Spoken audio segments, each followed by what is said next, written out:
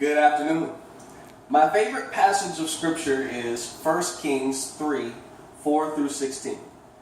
It's the scripture verse where Solomon was praying and God told him that he could have anything that he wanted. He could ask for anything that he wanted. And the thing that he asked for was wisdom. This demonstrates how Solomon was able to assume the role of king successfully as a young man, and how we today can do anything with God's help if we ask Him for it.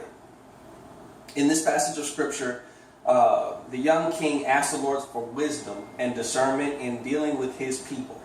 God grants him this wisdom and promises great reward for asking Him for wisdom rather than riches and gold.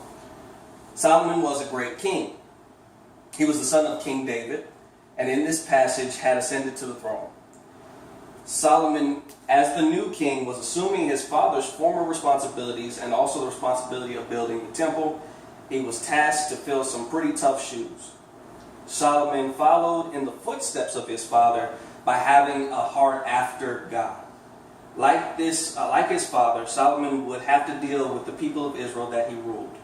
Solomon desired to treat God's people with care and recognize his own inability. Solomon acknowledged his inability to rule on his own. He recognized the need for God's help. Because he trusted God, he was one of the most wealthy and prosperous kings in history. God's help allowed him to rule an entire kingdom effectively as a young man. When we are faced with tough situations, it's always good to follow the footsteps of those who have faith and those who went before us. We should always seek God's help and acknowledge our own limitations. We should do what Solomon did.